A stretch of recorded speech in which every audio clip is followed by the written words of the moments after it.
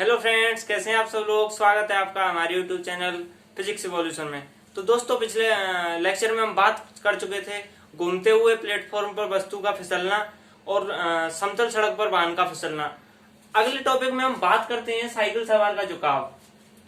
दोस्तों, ये छोटे छोटे टॉपिक हैं, काफी इंपोर्टेंट टॉपिक हैं। इनमें जो फॉर्मूलाज निकल के आते हैं, इन पर सीधे सीधे क्वेश्चंस पूछ लिए जाते हैं। वो सिंपल क्वेश्चन आते हैं, लेकिन वहां अपन कंफ्यूज हो जाते हैं और कर नहीं पाते हैं। तो देखते हैं अपन अगला इसका साइकिल सवार का झुकाव क्या होता है कि जब भी आप साइकिल चलाते हैं तो आप किसी मोड़ पर मुड़ते हैं, तो आपका जो एंगल है यानी कि जो झुकाव है वो कितना होना चाहिए कि जिससे आपकी जो साइकिल है बिना फिसले मुड़ जाए। तो देखें इसमें क्या होता है कि जब क्षैतिज मार्ग पर गति कर रहा साइकिल सवार जब वक्राकार मार्ग पर मुड़ता है, यानी कि किसी भी इस प्रकार की यानी कि किसी मोड़ पर मुड़ता है, तब वह अंदर की ओर झुक जाता है। वह अंदर की ओर क्यों झुकता है? मैंने बताया था कि वृत्ताकार गति तभी संभव है जब उसमें अवकेंद्रीय बल हो।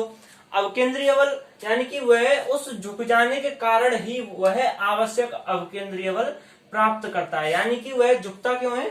उस आवश्यक अवकेंद्रीय बल को प्राप्त करने के लिए। आगे देखें हम, जब साइकिल सवार का भार जो है वो mg है, यानी कि भार हमेशा mg होता है। मार्ग की त्रिज्या यानी कि ये कोई भी वृत्ताकार मार्ग है, इसका थोड़ा सा पार्ट ले लिया है, इसकी कोई भी रेडियस है r। साइकिल सवार की जो वेलोसिटी है, वेग है, वो है v, और झुकाव कोण थीटा, यानी कि वो जिस एंगल से यानी कि ये सतह से कोई भी कोण थीटा है, झुकाव कोण। सवार पर कार्यरत बल। अब हम बात करें कि सवार पर कौन कौन से बल उस समय कार्य कर रहे होते हैं जिस समय वो किसी भी वक्राकार मार्ग से मुड़ता है। तो उस समय सबसे पहले हम बात करें कि जो ऊर्ध्वाधर नीचे की ओर एक mg लग रहा होता है, यानी कि जो उसका भार बल है वो ऊर्ध्वाधर नीचे की ओर लग रहा होता है। क्या होता है? साइकिल व सवार के गुरुत्व केंद्र पर, यानी कि जो mg होता है वह उसके गुरुत्व केंद्र पर लगता है। किसके? सवार तथा साइकिल के।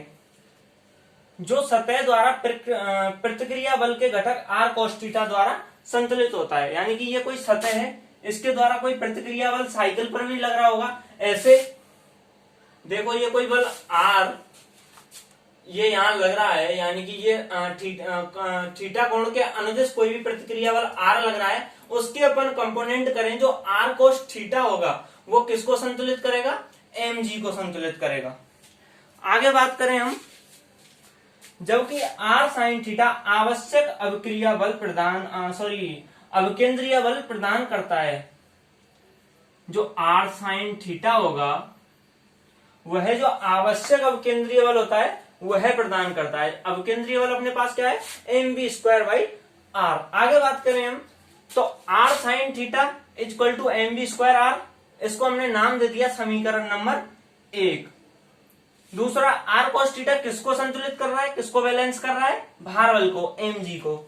यहां से समीकरण नंबर 2 प्राप्त हो गया हमारे पास। अब क्या करते हैं? समीकरण 1 में समीकरण 2 का भाग देते हैं। तो समीकरण 1 में समीकरण 2 का भाग देने पर r sin theta by r cos theta equal to mv² by r upon mg। तो हमारे पास जो निकल के आया, r से r यहां जाएगा, तो tan थीटा इक्वल टू यहां से सॉल्व करने का b² अपॉन rg। तो यहां से थीटा की वैल्यू क्या आई? Theta equal to tan inverse b² upon rg।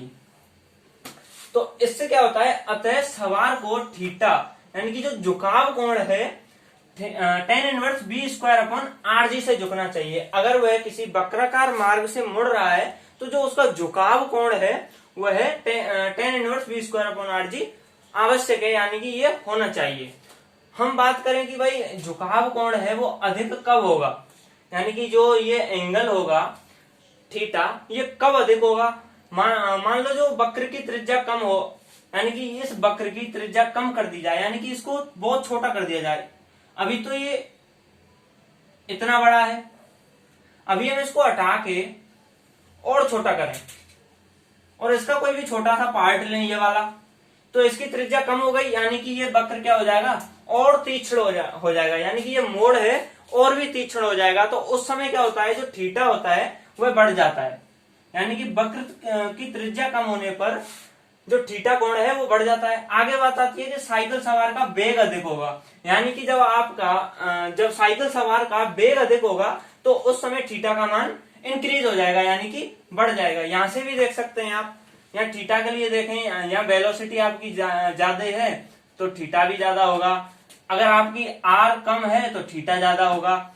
यहाँ से भी रिलेशन निकाल सकते हो। यहाँ पर एक नोट है, क्या है, हवाई जहाज तथा स्केटर मुड़ते समय झुक जाते हैं। आपने हवाई जहाज को देखा होगा कभी, अगर आपने पास से देखा उड़ते समय, और वो जब वो मुड़ता है तो वो अंदर की तरफ झुक जाता है इस प्रकार से। उसी प्रकार स्केटर जब मुड़ते हैं बर्फ पर स्केटिंग करते हुए, वो भी अंदर की ओर झुक जाते हैं। वो किस लिए झुकते हैं? आवश्यक अवकेंद्रीय बल प्राप्त करने के लिए। तो ये बात हो गई हमारी झुकाव कोण के लिए। तो अब हम आगे बात करते हैं, क्या है कि साइकिल सवार होता है वह आवश्यक अवकेंद्रीय बल प्राप्त करने के लिए क्या है, झुक जाता है। लेकिन अगर हम बात करें चौपहिया वाहनों की, यानी कि कोई भी 4 व्हीलर है, अगर उसको मुड़ना है किसी वक्राकार मार्ग पर, तो वह किस प्रकार से आवश्यक अवकेंद्रीय बल प्राप्त करेगा? ऐसा तो है नहीं कि वो अंदर की तरफ झुक जाए। तो उसके लिए क्या होता है कि सड़क का जो बाहरी सतह होती है किसी भी सड़क की, उसको थोड़ा सा उठा दिया जाता है बाहरी सतह को, जिससे उसे आवश्यक अवकेंद्रीय बल प्राप्त हो जाता है। तो उसके लिए हम बात करें, यानी कि सड़क का उठाव, हम बात करेंगे अब सड़क के उठाव के लिए। क्या है कि जब साइकिल सवार झुकता है आवश्यक अवकेंद्रीय बल प्राप्त करने के लिए, ये बात हो गई। लेकिन चौपहिया वाहनों में ऐसा संभव नहीं है, इसलिए सड़क की बाहरी सतह को उठा दिया जाता है। यानी कि ये कोई भी सड़क है, ये इसकी पृथ्वी से थोड़ा सा, इसकी ये बाहरी सतह है, इसको थोड़ा सा उठा दिया गया है, मानी कि इसको h लेंथ तक उठा दिया गया है। ये कोई भी 4 व्हीलर है, वही साइकिल वाला लग रहा है इसमें।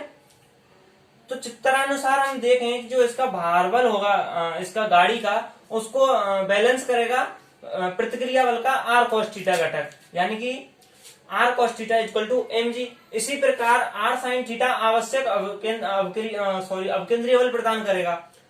जो r sin थीटा घटक होगा वो इसको प्रदान करेगा आवश्यक अवकेंद्रीय बल। तो इसीलिए r sin theta equal to mv square by r।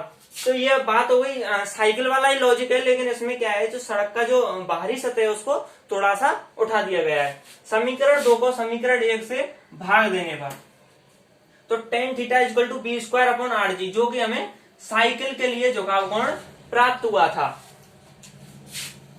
तो यहां से हम बात करें b equal to omega cross r या r ओमेगा होता है, तो हम यहाँ वैल्यू रखें b की, तो हमारे पास प्राप्त होता है ओमेगा स्क्वायर r अपॉन जी या b ओमेगा अपॉन जी।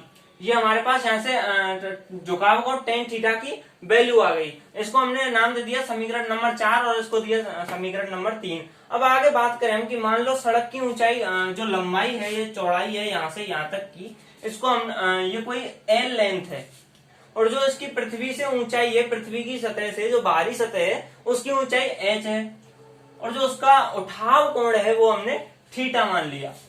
तो हम tan थीटा के लिए दोबारा बात करें तो tan थीटा, यहां से देखें tan थीटा क्या होता है, लंब बट्टे आधार, यानी कि h अपॉन x। ये कोई भी x दूरी है, तो यहां से अपने पास निकल के आया h अपॉन l। इसको हमने नाम दे दिया समीकरण नंबर 5। इसी प्रकार अब हम देखें समीकरण 3, 4 व 5 से, तो हमारे पास tan थीटा निकल के आया था बी स्क्वायर आर जी या ओमेगा स्क्वायर आर अपॉन जी या बी ओमेगा अपॉन जी, और यहां से हमारे पास tan थीटा की एक और वैल्यू निकल के आ गई h अपॉन l। तो ये हमारे पास झुकाव कोण के मान आ गए, किसके लिए, अगर सड़क का बाहरी सतह उठा हुआ है। अब यहाँ हम बात करते हैं, यदि टायर तथा सड़क के बीच घर्षण हो, यानी कि सड़क के टायर, जो गाड़ी के टायर हैं और जो सड़क है उसके मध्य कोई भी घर्षण मान लो म्यू है, तो उसके लिए हम देखें tan थीटा के लिए tan थीटा होता है x plus Y upon 1 minus X Y. तो हमने B square upon R G यहाँ से लिया mu plus tan theta upon 1 minus mu tan theta. तो ये अगर घर्षण हो रहा है, यानी कि टायर तथा सड़क के बीच कोई भी मान लो घर्षण वहां उपस्थित है, तो उसके लिए ये फॉर्मूला निकल के आता है।